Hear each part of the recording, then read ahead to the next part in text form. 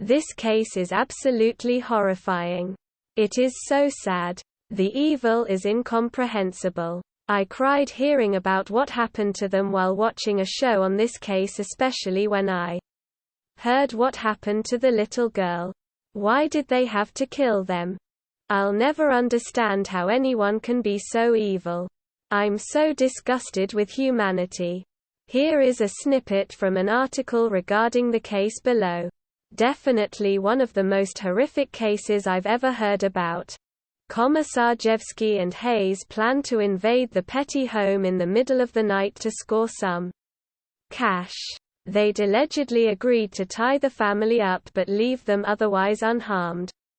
But upon their arrival at the property in the early morning hours of July 23, they found Dr. William Petit asleep on the sunroom couch and a baseball bat by the basement stairs.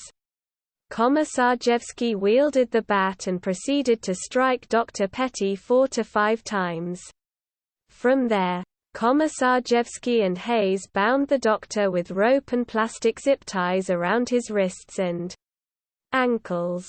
Jennifer, Michaela, and the other Petit daughter, 17-year-old Haley, were apprehended in their respective rooms. Their wrists and ankles were secured to bedposts, while pillowcases were slipped over their heads.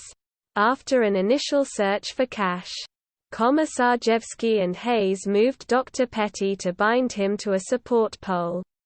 A second phase of ransacking was frustrating for the criminals until they found a check register with $40,000, adding kidnapping to their growing list of offenses. Hayes took Jennifer and brought her to the bank. She demanded the mother withdraw $15,000 under threat of further harm coming to her family. Once the money was obtained, Hayes returned to the Petit home with Jennifer. Shortly after, Hayes raped and strangled Jennifer to death. However, some investigators argue that Hayes may have engaged in necrophilia here, as the order of these atrocities has not been confirmed. Meanwhile, Komisarjevsky was engaging in his own despicable spree. He raped young Michaela, turning her last moments into a time of complete horror. Horrors which he documented on his cell phone. Afterward, Hayes and Komisarjevsky doused Jennifer's body and the still-living girls in gasoline, a ploy to destroy any evidence they may have left behind. The house was set ablaze, and the unfortunate Petit daughters died of smoke inhalation. Dr. Petit was able to escape out of a hatchway in the cellar.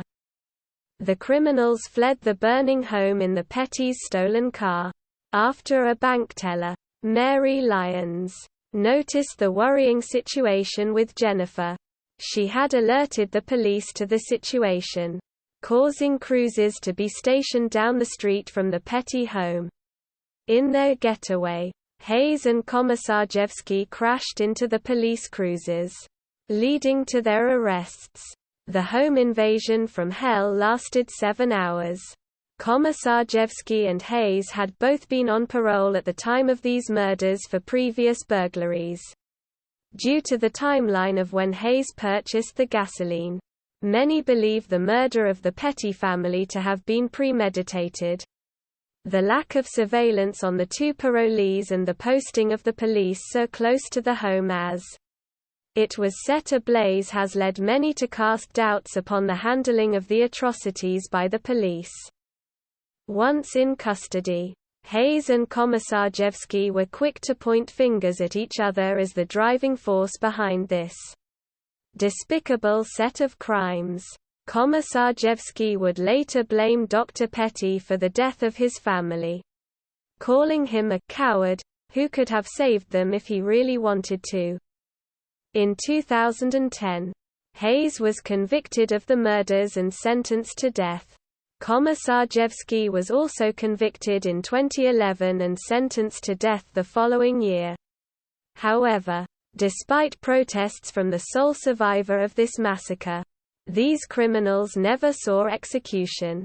In 2015, Connecticut abolished the death penalty. and Hayes and Komisarjevsky's sentences were commuted to life imprisonment without parole. Justice was served, even if it wasn't to the full extent that those hurt by these severe losses might have liked. And while nothing can bring back the lives of Dr. Petty's family, their cherished memories live on. Jennifer was a nurse and co-director of the health center at a private boarding school.